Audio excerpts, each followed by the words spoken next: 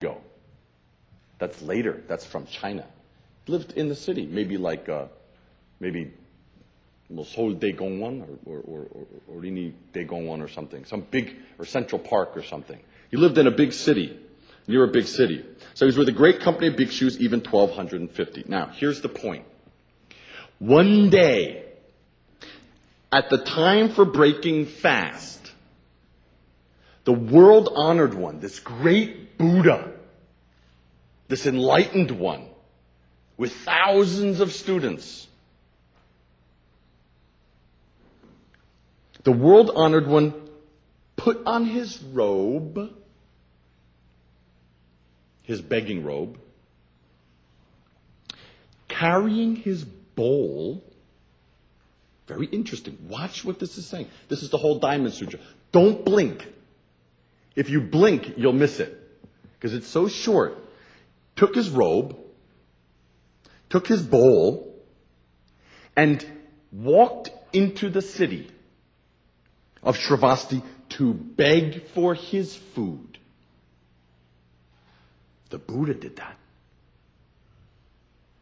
Imagine maybe President Bush or President Hyon, 대통령, putting on his sports shirt, taking his bowl, and going into the city to ask for food. It would be in the newspapers the next day. Now here is Buddhism. People will forget about our politicians and presidents in a few years maybe, but this is really significant. This is the founder of a religion. At the time of breaking the fast, not when he wanted to, well, I feel like it, I don't know, maybe I'll eat, maybe I'll not eat. At the time of eating, he put on his robe, he picked up his bowl, he walked into the city. You know, they didn't carry him on one of these, things or in his ekus. He walked into this great city of Shravasti to beg for his food. In the middle of the city, in the midst of the city, he begged from door to door. He begged himself. From door to door, according to rule. So, in the Buddhist rule, the Buddha said, our practice is begging for food. So, if you go to one house, you must go to 6 more houses in a row. Why? Nowadays we have rich people living here, poor people living here, separate in our societies. Some area is Buja Dongne, other areas Chal Mosanan Dongne. Separate. But that time in India it's all mixed up.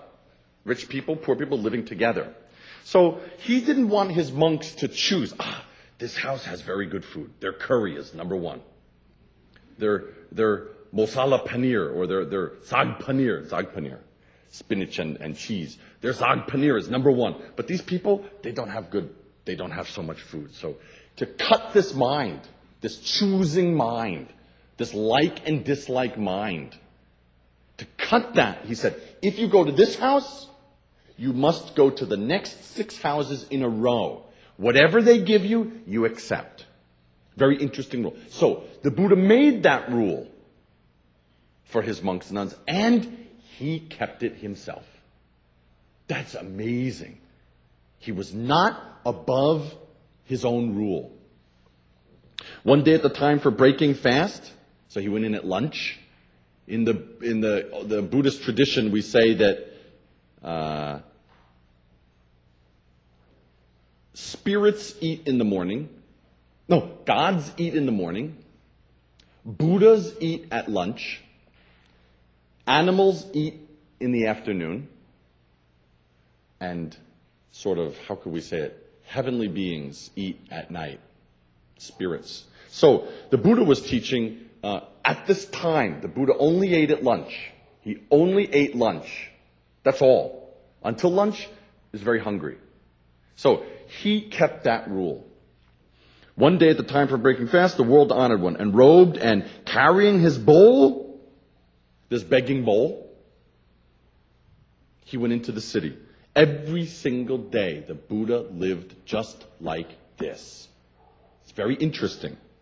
In the midst of the city, he begged from door to door according to the rule. Very interesting. The Buddha, this is correct mindfulness. The Buddha did not put himself above even his own rule. Well, I made this rule.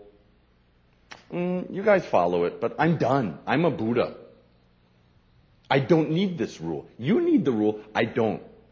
The Buddha never showed that. He showed this rule is for you, this rule is for me. That's very amazing. In the midst of the city, he begged from door to door according to rule. So when a president or one of our high-level government officials goes, all the traffic laws stop. No one can drive their car. Policemen stop there and block the road. So the rules that we keep and the rules that our leaders have to keep is different. Very interesting. The Buddha, this great leader, and people wanted to attack him. Some people didn't like the Buddha. Some people wanted to kill him. But every day he kept according to the rule. This done, when he was finished begging, he returned to his retreat and took his meal. Quietly. He returned to his retreat and took his meal. When he had finished, he put away his robe and begging bowl, washed his feet, arranged his seat, and sat down. So, what is this showing us? Why do we say this is the whole Diamond Sutra? Right here. It's the whole Diamond Sutra. Why? Because he shows mindfulness. Mindful action. Keeping the rule. Following the situation. It's very clear. So, everyone thinks that religion is some special experience. Everyone thinks it's some mysterious state or condition. It's not. The great teachers have always pointed out that religious experience is just like this mind. Just like this mind. Moment to moment to moment to moment to moment to moment. Following your condition and situation. That's all. So there's a very famous koan about this in China. A monk entered the monastery, with this great balshim, this great beginner's mind. A monk entered the monastery and said to the master at that time, Zen master Joju Sanza, he went up to him and he said, "Teacher, I have just entered the monastery. Please, I would like to have your mysterious teaching. What is your very deep teaching? I've just entered. I'm ready for it. Give it to me. I'm all ready. I've studied, I've prepared, I've done everything. What is your mysterious teaching?" And Joju said, "Did you eat breakfast?" And the monk said, "Yes. I don't know what this has to do with things, but yes, I did eat, by the way." And Joju said, "Then go wash your bowls." And when he heard that, the monk got enlightenment. So, the teaching of that koan is just this everyday life mind. When you eat, you wash your bowls. After you eat, you brush your teeth. When you wake up, you stretch and shower. That's all. It's very simple. It's this everyday mind. But we don't think that. Our mind is always somewhere else. Tomorrow, I have to do this. I have to meet this. Then I have to get. Then I have to meet this person. Well, that means I've got to get this, and then I have to get this. So stress. So this computer is always broken down. Nowadays we have more of that. I say this to a lot of people nowadays. Nowadays, people who come to the temple for teaching, before people asked about teaching, some teaching. What is the way? What is mind? How can I practice? What is meditation? When I first came to Korea, maybe about 13, 14 years ago, very clear. People came to the temple, they asked about suheng. They asked about mind. They asked about truth. They asked about religion. They asked about practice. Nowadays, time passing, not so much anymore.